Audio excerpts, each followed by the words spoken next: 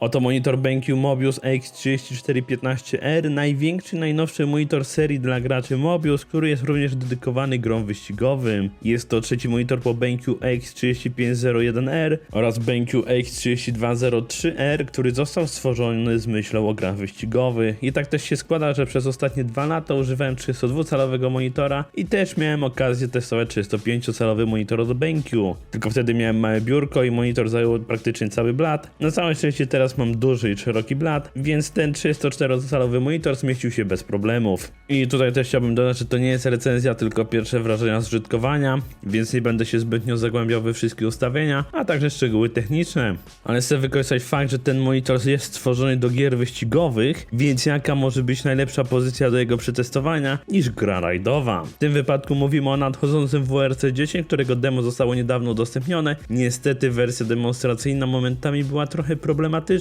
i co ciekawe stało się to po udostępnieniu jej dla wszystkich graczy, dlatego też musiałem wspomagać się w WRC 9. I tutaj również przy okazji chciałbym delikatnie porównać mój poprzedni 32-calowy monitor z nowym 34-calowym monitorem. I pierwsze co od razu nam się rzuci w oczy to to, że AX3415R jest trochę szerszy w porównaniu do AX3203R. W tym wypadku mówimy o monitorze ultrapanoramicznym, czyli o takim, którego format wynosi 21:9, a rozdzielczość natywna w tym wypadku to 3440 na 1440 pikseli. Także powinniśmy posiadać stosunkowo dobrą kartę graficzną, w szczególności jeśli chcemy wykorzystać fakt, że ten monitor ma 144 Hz częstotliwości odświeżania. I tutaj też trzeba pamiętać o tym, że ze względu na rozdzielczość na 2021 roku nie wszystkie strony są dostosowane pod monitory ultrapanoramiczne, nie wspominając o odtwarzaczach wideo.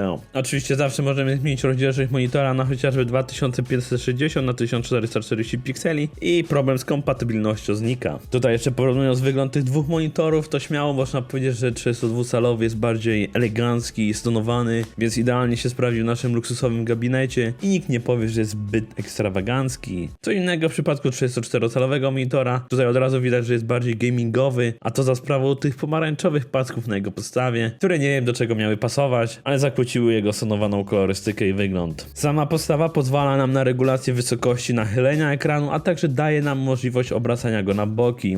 Z drugiej strony, jeśli ona nam się nie podoba, albo jeśli mamy dedykowane ramię do monitora, albo jeśli mamy zamiar używać go przy naszym stanowisku wyścigowym, to możemy wykorzystać fakt, że ten monitor ma w standardzie mocowanie VESA i tutaj nie musimy dokupować dodatkowego adaptera, jak to było wcześniej. Również myślę o osobach, które mają zamiar używać tego monitora przy dedykowanych stanowiskach. W pudełku znajdziemy pilot, który umożliwi nam łatwiejsze sterowanie nim. Oczywiście na obudowie monitora znajdziemy 4 przyciski, w tym 5-kierunkowy przycisk, ale dzięki temu pilotowi będziemy mogli m.in. uruchomić nasz monitor, zmienić wyświetlane źródło obrazu, ponieważ mamy 2 gniazda HDMI 2.0, a także jeden DisplayPort 1.4. I tutaj moje pytanie, dlaczego nie mamy HDMI 2.1? W szczególności, że obraz z konsoli jest wyświetlany w 4K. Co prawda jest on rozciągnięty na cały monitor, ale wraz z HDMI 2.1 moglibyśmy grać w niektóre gry w rozdzielczości 4K 120 klatek na sekundę. Ponadto możemy zmieniać profile obrazu dla gier, w tym również mamy dedykowany profil pod gry wyścigowe, aczkolwiek przy normalnej pracy używam profilu niestandardowego, który ma aktywną regulację jasności ekranu. Możemy również wejść w menu ustawień naszego monitora, a także regulować głośność oraz zmieniać profile dźwięku.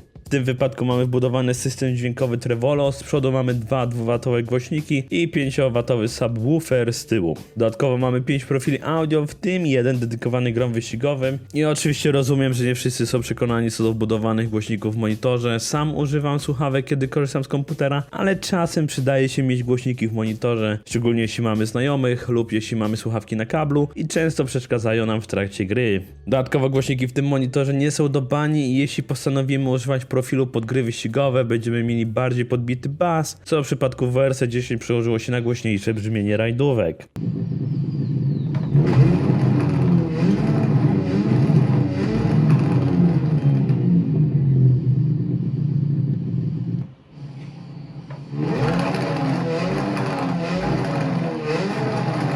Z innej stricte technicznej rzeczy mówimy o zakrzywionym panelu IPS z promieniem krzywisny 1900R, 1 milisekunda czasu reakcji matrycy MPRT, czyli czas, w którym widoczny jest piksel, 10-bitowa obsługa kolorów, 98% pokrycie palety PCI P3, jasność 400 nitów i funkcja HDRI, dzięki której możemy zoptymalizować wyświetlane kolory. I to taka ciekawostka, co prawda X3203R to panel VA, ma 90% pokrycia palety PCI P3, ale ma taką samą jasność wynoszącą 400 nitów i moim zdaniem 34-calowy monitor jest jaśniejszy. I tu już pomijam fakt, że panel IPS sam siebie ma lepsze wyrazistsze kolory. Jaka jest główna zaleta ultrapanoramicznego monitora? Mamy szersze pole widzenia na tych samych ustawieniach kamery w grze. Najlepiej oczywiście przekłada się to w grach wyścigowych, gdzie będziemy mogli zobaczyć, czy mamy rywala obok nas, czy też dobrze pokonujemy zakręt. Ewentualnie w Eurotracku bez zbędnego rozglądania się będziemy widzieć lewe lusterko. Co prawda w grach rajdowych nie mamy rywali bezpośrednio obok siebie, ale tutaj również mamy szersze pole widzenia i zanim wypadniemy z trasy, będziemy mogli zobaczyć, jak dużo jest drzew na poboczu, na których skończymy nasz rajd. Też taka ciekawostka, robiłem średnio o 4 sekundy lepsze czasy przejazdów na tym monitorze, jeśli nie wypadałem oczywiście z trasy.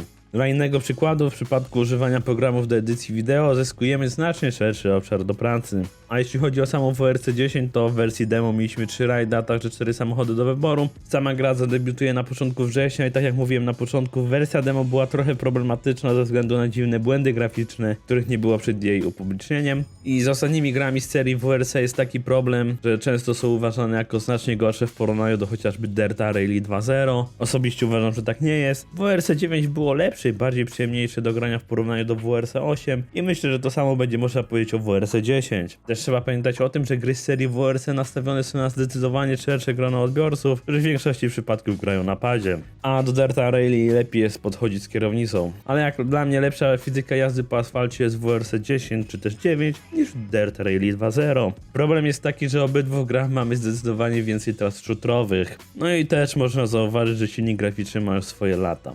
Słowem podsumowania, na tym monitorze gra się bardzo dobrze i na pewno jest nam o wiele łatwiej się do niego dostosować, jeśli wcześniej używaliśmy dużego monitora. Niestety sporym mankamentem jest dosyć wysoka cena. Ale jeśli X3415R jest dla Was za drogi, moją rekomendację ma X3203R, którego używałem przez ostatnie 2 lata. Jeśli macie jakieś pytania dotyczące tego monitora, na które chcielibyście otrzymać odpowiedź w nadchodzącej recenzji, możecie je napisać w komentarzu pod tym filmem. I standardowo, jeśli podobał się ten film, nie zapomnij kliknąć w górę, a także zasubskrybować kanału.